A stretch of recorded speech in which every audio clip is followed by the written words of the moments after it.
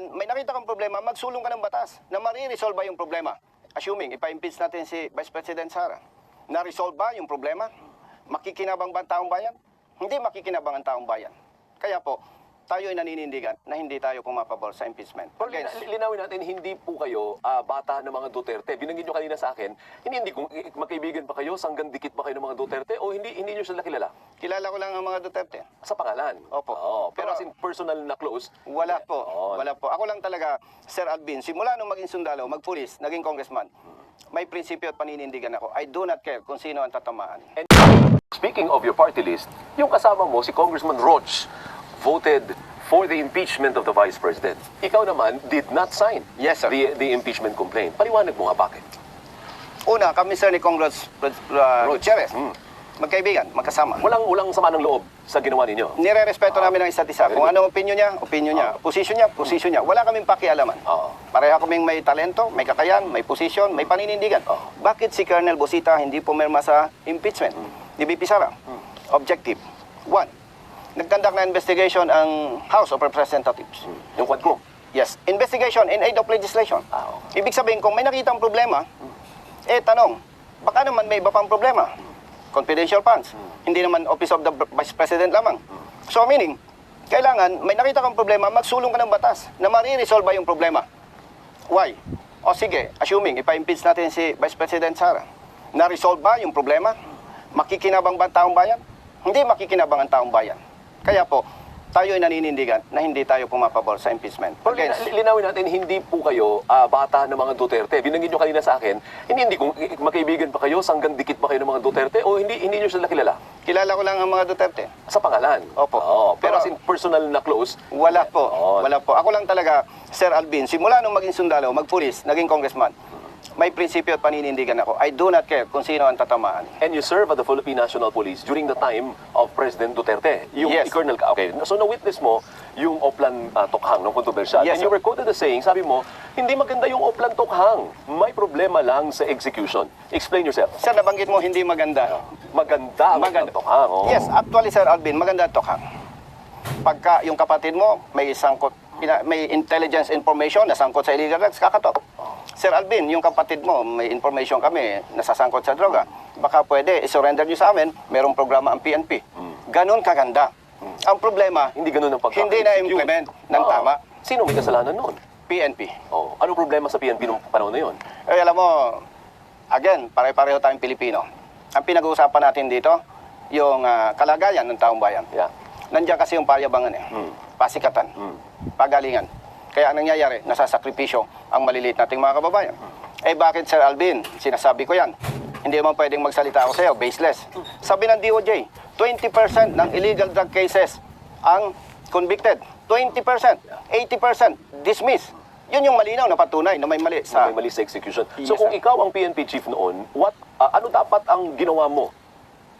Na hindi nila ginawa ng leadership ng PNP noon? Walang dapat patayan, walang... Paano ba? Una, sir, dapat pag binigyan ka ng assignment, hindi kita kukotahan. Yun lang. Dapat binigyan kita ng assignment, may tiwala ako sa iyo.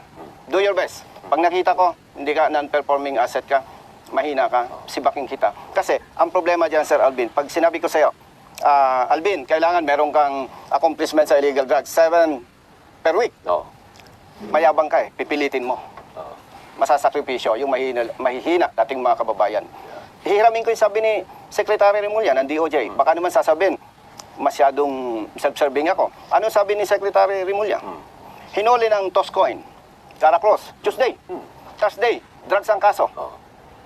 So, yan yung mga patunay, maliban doon sa statistics. Okay. Ngayon naman po, ang bilis na oras. Ngayon naman po, mga may init na usapin ng ating bansa at nais po namin malaman ang inyong pananaw at paninindigan sa mga ito. May 10 tanong sa inyong harapan. Maybe hindi natin maubos yung 10.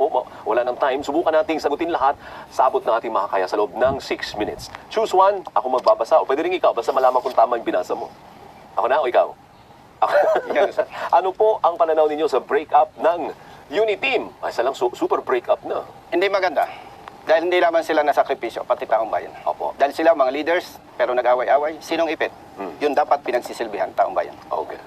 Another one. Marami-rami pa yan. Colonel, pabor ka ba na gawing legal ang divorce sa Pilipinas? And I'm so happy na bring up itong another facet of your personality. Hindi transportation, hindi criminality. Something to do with relationship. With respect to late Congressman Lagman, Ayo, it's him. ginagalang ko yung mga pumapabor. Okay. Pero hindi po ako pabor. Dahil, Napakahalaga ng pamilya. Okay. Parang pag naisabatas ang divorce, parang pinopromote natin yung hiwalayan. Imagine, kung yung anak mo, magpapakasal pa lang, anak, parang hindi okay yan. Relax ka lang, daddy. May divorce naman eh. So parang hindi maganda. Dapat paigtingin, palakasin ang pamilya. Dahil pagka nasira ang isang pamilya, masisira ang buhay at kinabukasan ng anak. Ang dulo niyan, tataas ang criminality sa ating bansa. Napakahalaga po na buo ang pamilya. one more please. Sabi dito, sa inyong pananaw, may tuturing bang pork barrel o hindi ang AKAP ayuda para sa Kapos ang Kita Program Fund? Actually, kasali yan sa tanong ko, naubusan lang tayo ng oras, but at least dito may time ka. Sir, kung titingnan mo yung ibig sabihin ng pork barrel, yes. Hindi dapat yan. Kasi nagagamit yan ng mga nanunungkulan para sa pamumulitika. Eh wala man lang bang umalma sa inyo dun sa kamera? Sabihin no, Mr. Speaker, pork barrel po yan, iba lang yung pangalan. Wala bang nagsalita doon at matapang na tumayo? Walang tumayo. Walang tumayo. Kasi, anyway, no comment. Baka mapasobra, malasi naman tayo. At saka One more, hindi ko ugali yung bumengka ng kapwa na parang, you know, One more. Ito po, ano ang masasabi mo sa pag-transmit ng impeachment complaint laban kay VP Sara Duterte sa Senado? Partly nasagot mo na, but if you want to add something, you can. Na-transmit na sa Senado. Pero ang latest, after so, nagpama-action nun eh. ang bola nasa Senado. At, you know, Sir Alvin, ang impeachment kasi political process. Oh, yes. Parang, with respect to other senators, sa mga senador at sa mga congressman, political process, pag inanalyze mo, parang formality na lang yung procedures eh. Ang dulo niyan, butuhan eh. Madami ang kakampi mo, swerte mo. Kakaunti ang kakampi mo, mamalas. Ganun lang kasimple. Yes. Numbers game. One more. Ang tanong ay sa issue ng West Philippine Sea. O tama-tama, PNP kagaling. Tama ba ang ginawang pivot ng administrasyon sa US mula sa China? Kasi ang turing sa atin ng impresyon ng Duterte, pro-China tayo. Nung pumasok si Pangulong Marcos, pro-US naman tayo. Tama ba yun? Actually, yung nirerespeto ko naman, ano po, yung mga nasa posisyon para proteksyonan yung ating soberenya sa West Philippine Sea, ano po. But for me, wala pa rin gagaling doon sa diplomatic approach. Parang away magkapitbahay yan eh. Ano po, kung ano yung sinasabing sa iyo, proteksyonan mo lamang. Pero huwag kang magpakita ng parang tatas ang tensyon. Ano po. At huwag nating payagan na may nakikialam.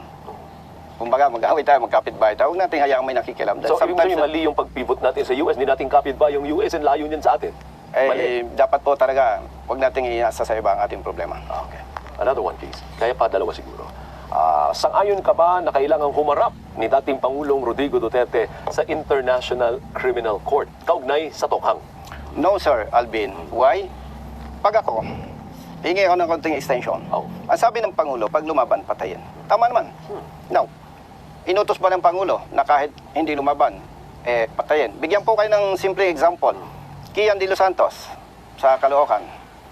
Buhay, pinatay, ang pulis, kinasuhan, na-dismiss, nakulong. Si President Duterte hindi nakailam.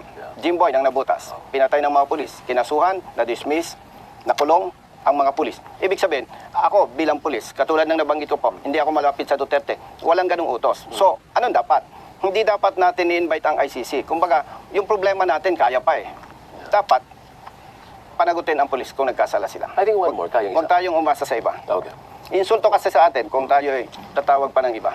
Paano mapahusay ang kalidad ng edukasyon sa Pilipinas? Another facet of your personality na kailangan malaman ng tao, education. Sir, number one problema, kulang sa buildings, sa eskwelahan. Yeah. Paano? Yung aking pamangkin nga, bata pa lang, alas 4 ng madaling araw gumigising, alas 5 alis na ng bahay para pumasok sa eskwela. Kasi nagsishare ng room. Yes. So nasasakripisyo yung mga bata. At saka kalidad ng edukasyon. Yes. Issue yung mga bata. At saka kalidad ng edukasyon. Yes, yung kalidad ng edukasyon. Paano ka, Sir Alvin? Kung bata ka, puyat ka, nag-aral ka, gigising ka ng maaga na dapat sana tulog ka pa. Nasasacrifice ang education. And aside from that, mapera tayo. Lumolobo ang ating pera. Pero hindi nagagamit sa tamang pamamaraan. That is corruption. Yan yung dapat nating tingnan. We will give you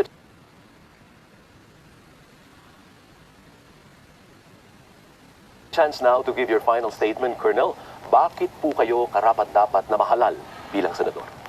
Sir Alvin, mula nung ako'y sundalo, naging polis, naging congressman, ako po may prinsipyo, paninindigan at pagmamahal sa bayan.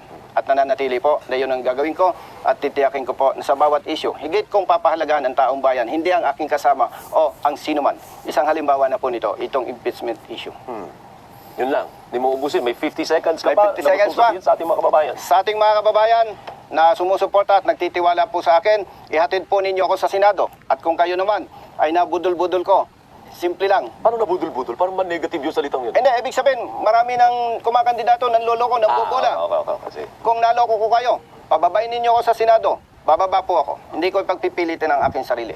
Tatandaan po ninyo, hanggang huling buhay ng paninilbihan ko sa taong bayan, paninindigan ko ang aking prinsipyo, paninindigan at pagmamahal po sa inyo. Walang kasinungalingan, walang pambobola. Totoo lamang po. Subok ko ng aking sarili. maraming salamat. And good luck to you, Colonel Busita. At yan po ang Harapan 2025. Kasama si Bonifacio Bosita.